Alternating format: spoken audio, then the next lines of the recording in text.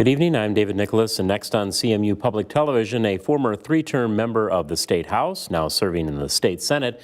I'm joined by Ken Horn, next on Capitol Report. Welcome to Capitol Report, a weekly discussion with your elected officials on the issues and concerns that affect you.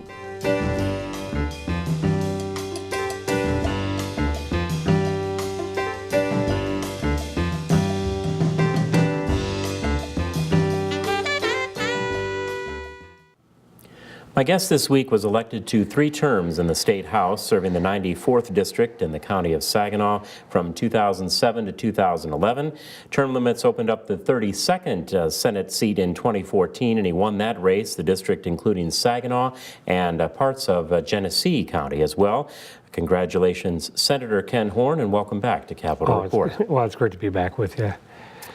We're going to begin, in essence, where we began last week's program with State Representative Gary Glenn. It was the news more of last week, but there is a related topic to bring this back again today. The proposal that would take money from the surplus in the school aid fund to address the current budget deficit, and we'll get more back into that issue in a short time. But I bring this question back to you because there are ongoing issues specifically with school districts that have been in financial crisis, your district including the Buena Vista district, and I'm wondering how this manifests itself in terms of still dealing with those financial challenges. Yeah, there's a couple of different issues at hand. One is the bigger budget. We found out that we were some $500 million in the hole, and we had to find a way to address it. You know, in talking to the chairman of the Appropriations Committee, governor's office, nobody seemed to be really panicked over this. We'll have the budget balanced by June, as we have for the last several years. Specifically in my district, we had in 2013, Buena Vista School District went belly up. They just closed their doors. They went into a payless payday. They're not the first school district to do that, but there was such a rush to solve that problem that they dissolved the school district, sent those students into 3 different school districts, including Saginaw, Bridgeport, Frankenmuth. And the areas that absorbed those students also absorbed empty buildings. And there was some money appropriated to the Saginaw City Schools to maintain some of, like the high school and one of the elementary schools. Well, part of that money was to demolish those buildings if, in fact, they were just unsellable or so deteriorated that you just couldn't work with them. Well, what I'm working on right now is to take some of that demolition money that was slated for the schools and use it to pay off the Buena Vista debt. Because what's happening is with that $725,000 debt that remains from 2013 and 14, will fall right back onto the residents of Buena Vista, not part of that old school district. And so the township itself could be assessed that money, and it could be $300 per household, till the debt is paid off, in a very poor school district or township. And in 60% poverty, they can hardly take that kind of a hit. So we're trying to solve that problem as well.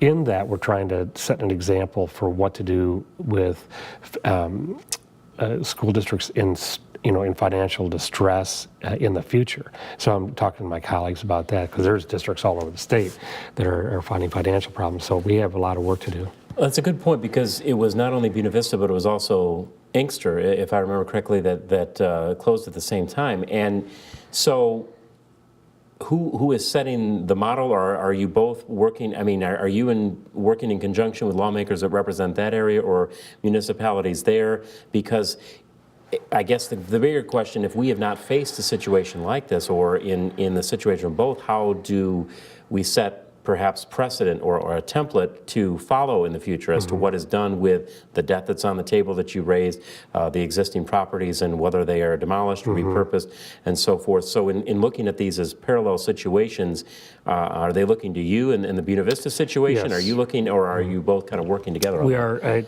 are, that is likely the best question, surrounding this. And you have the senators asking those same things, and I'm working with Senator Kniezek in the Inkster situation.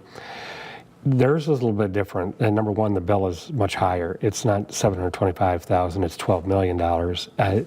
Money that was set aside for for maintenance of buildings and for possible demolition was used up in the Inkster case. They knocked all their buildings down. They have no more assets.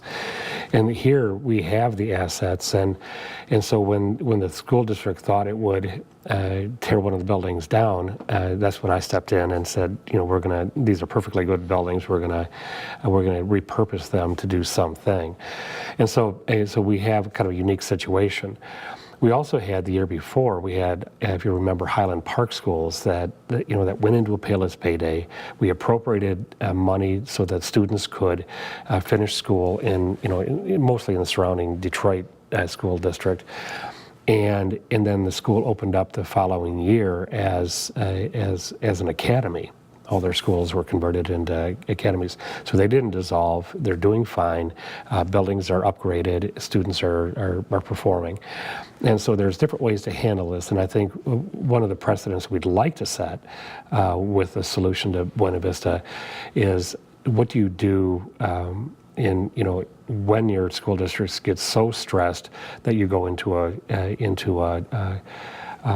Payless Payday where you just simply shut down your school. And I think we have that question answered. And it's just a little bit of work. I got to roll up my sleeves, talk to a few more senators about this issue of setting a precedence, and then work to alleviate any fears, because this really is a very good solution to a solvable problem.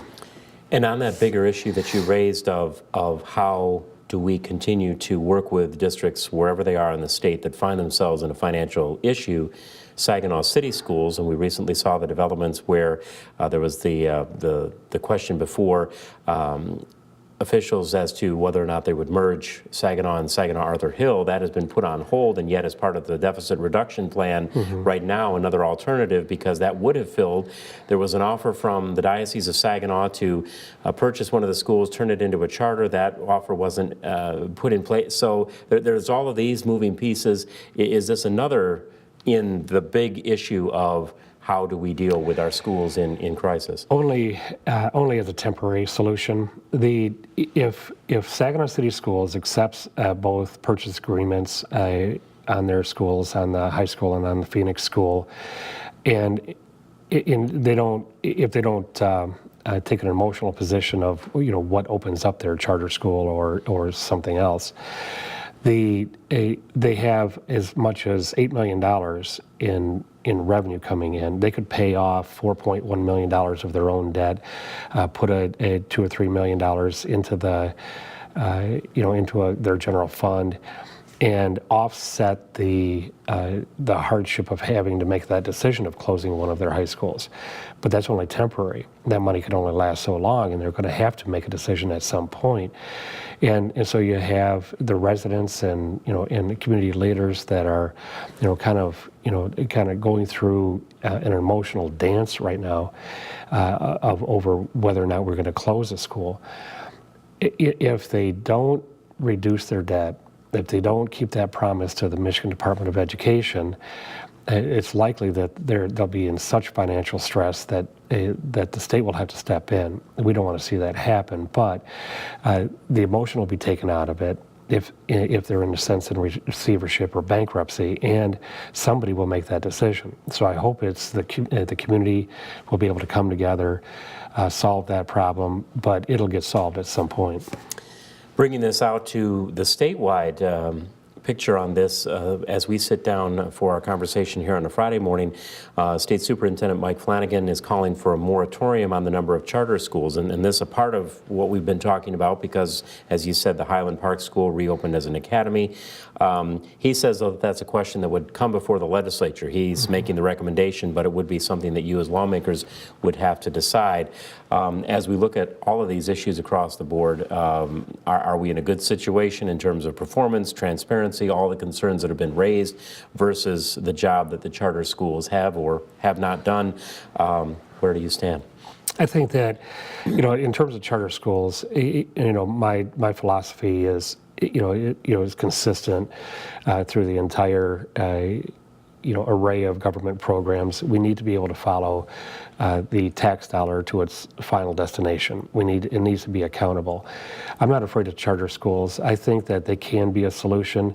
As I pointed out, back in the district, we have a choice to make. Highland Park became an academy, and they're doing fine now. Buena Vista Schools was dissolved, which is the better solution. And so what we really have to do is take a close look. I think more than just charter schools, because in good budget times this will never be a question. But inside of our public schools, the 4,000 students that left, for example, the city of Saginaw schools didn't go all to charter schools. They went to surrounding public schools. This open schools program that we have, we're robbing each other's students, and leaving infrastructure behind that has to be paid for. These stranded costs at some point have to be dealt with, and so. How we deal with issues of open schools, Proposal A, those are real questions that I think legitimately have to be on the table. There's nothing so sacred about Proposal A that we can't talk about it. So I'm not so worried about charter schools. I'm worried about the system in total. Now to the Governor's Summit, which was dealing not only with education but the economy overall of the state. The event held in Detroit.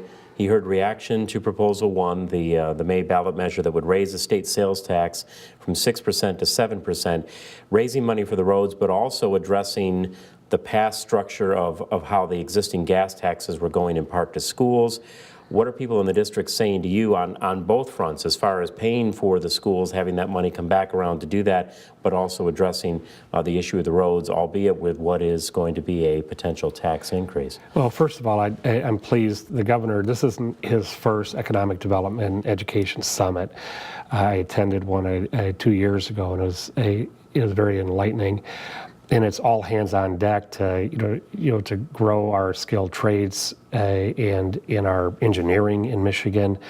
We've got a lot of holes to fill. We're regrowing our manufacturing base, and we've lost in the previous census we lost 500,000 people. They all moved to jobs in other states. We need those people back, and so we need to work with young people to let them know that there's great careers out there. And let manufacturers know that we're working very hard to find people to fill their needs. In terms of the May ballot proposal, I support the ballot proposal, though it is polling very poorly over the last month or so. And I'm not on the yes committee. I'm not going to push anybody to vote yes or no on this thing. I know where my heart is on it. But the yes people have a lot of work to do. And I think one of the things we really have to consider is on May 6th, should this ballot proposal lose, what are we going to do?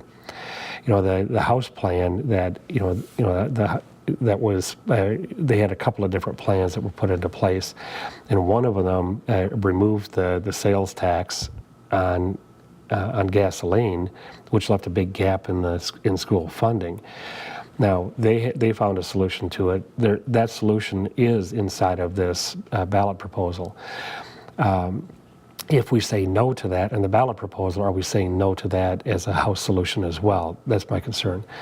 They The other plan that the House of Representatives came up with in 2014 was to take $500,000 of unrestricted, undedicated appropriations and drive them into roads and bridges. We don't have that this time with our budget problem with the mega credits that are the job retention credits that all of a sudden showed up on the radar screen.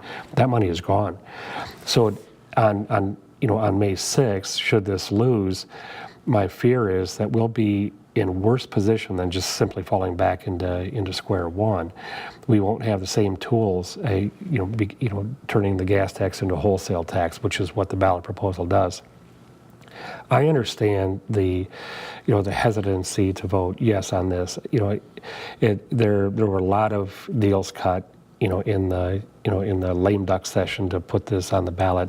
It was negotiated out. The Senate had some 7 different plans that just never appealed to anybody.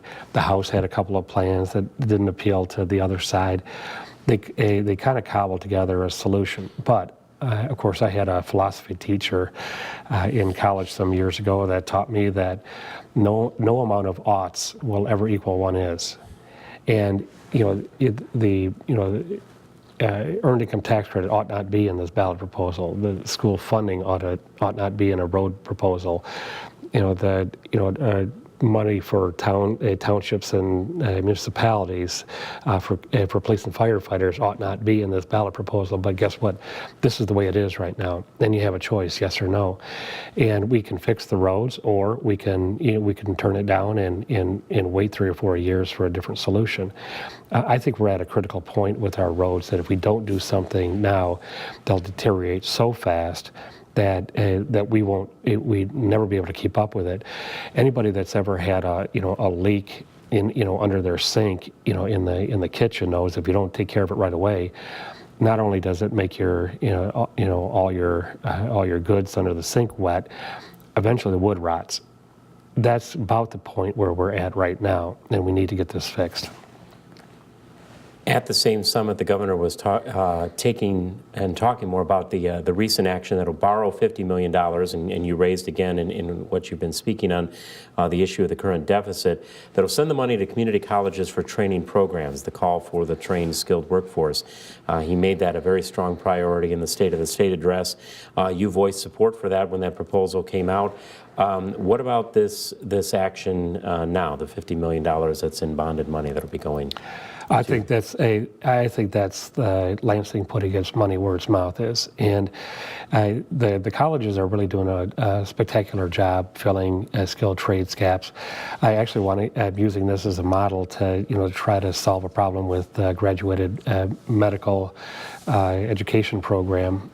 We need to have residents in our hospitals, and medical schools need to have some place to send their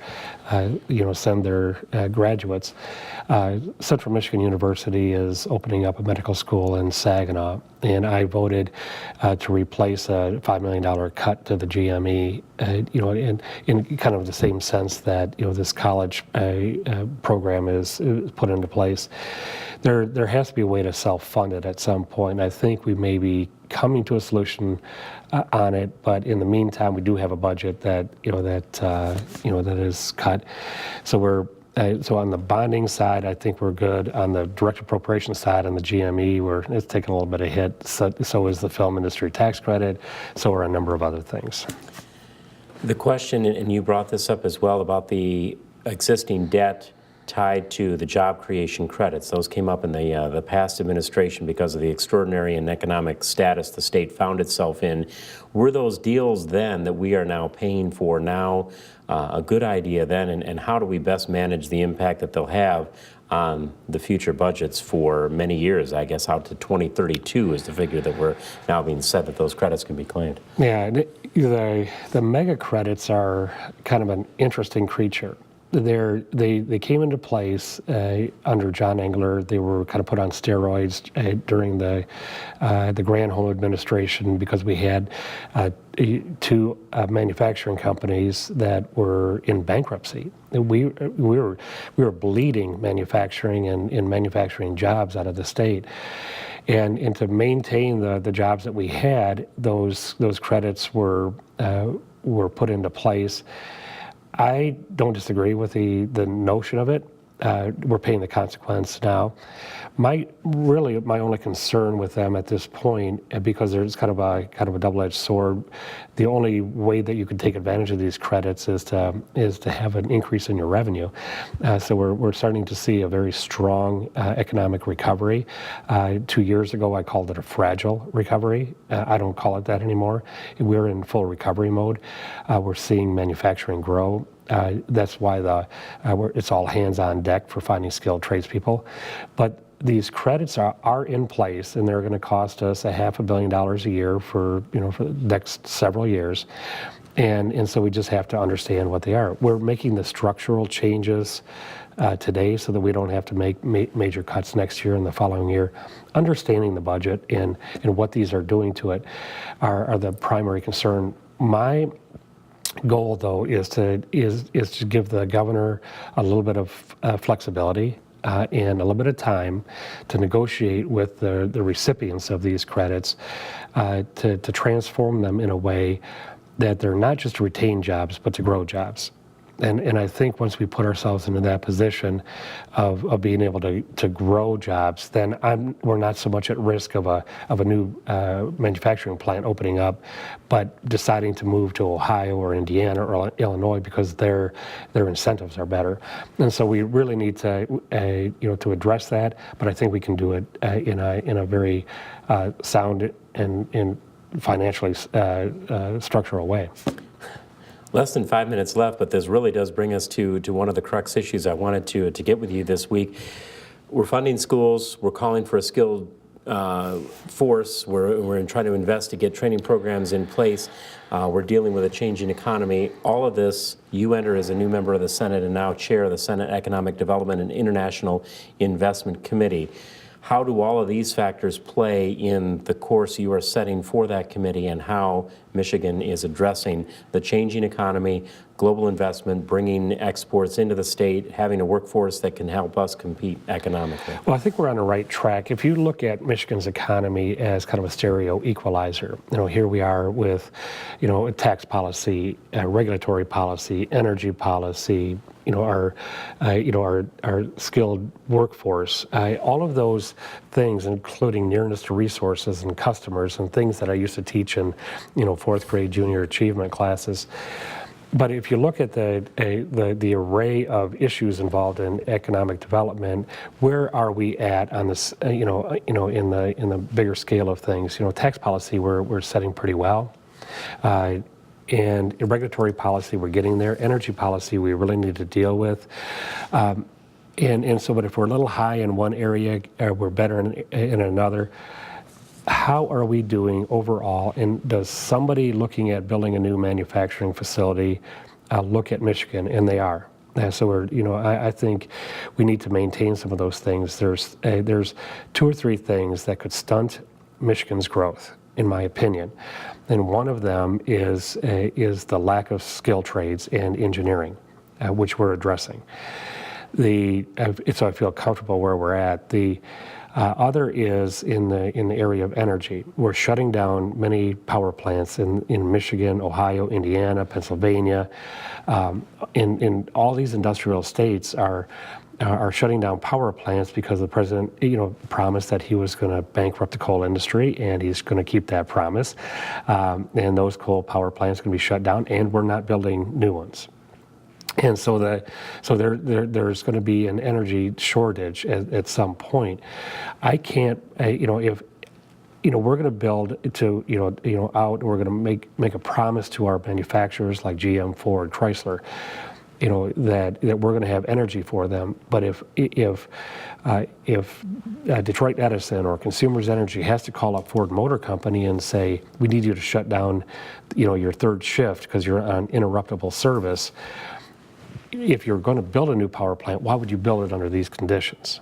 And so that could really harm us. And then transportation in terms of international investment. What are we doing for deep water ports? And are we bringing in freighters? Are we shipping out? Are we sending agricultural goods to places far across the world? And there's 1,000 different directions that this committee could go, and we're going to really focus on the things that are probably the most effective.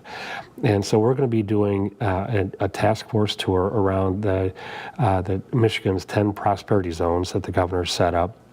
And look for best practices in each of the zones, and all of them are very different. And then bring back our information, create a very comprehensive report that guides the administration, guides legislation, that makes Michigan a better state to do business in, and including our top industries of manufacturing. I don't want to forget agriculture or tourism in all of that as well. So we have a lot of work to do. I'm surprised, coming from the House into the Senate, I thought it was going to be a very quiet, slow, deliberative body, but because there's many less people, and the same amount of work to do, we're working double time. I got my staff, working from the moment they get in the morning to after hours, trying to keep up with what's going on today. There are a lot of issues that come even from all of the points that you've made. I'm hoping that we'll have an opportunity to bring you back, because this overall issue of economic development and where the state's economy is going to go just spurs that much more discussion. So if you're open to that, I'd like to look at that opportunity and maybe have you back yet this season if we can extend that invite again. And I've said it often enough that my chief of staff actually had a plaque created for me that says everything in capital letters equals economic development. So we have a lot to talk about. We will, and hopefully we'll have the chance to continue that discussion. Thanks for taking the time out of this busy schedule to bring us up to date on where we stand on at least some of this now. Good to see you again. You bet. And thanks very much for your time and attention here on the Capitol Report. We have been speaking with State Senator Ken Horn, the newly elected senator for the 32nd Senate District. Next week, we'll be talking with State Senator Mike Green on the program. Remember that within a few days into the next week of these programs airing, we also do post them now to our website, WCMU.org. Click on TV in the Local Productions tab, and you'll find the link there to Capitol Report for the programs that we have already brought your way, and soon to be this discussion as well. For Chris Ogazali and all of our crew here, I'm David Nicholas. Thanks much. We'll talk again. You've been watching Capitol Report. Join us again as your elected officials speak to your concerns on current issues.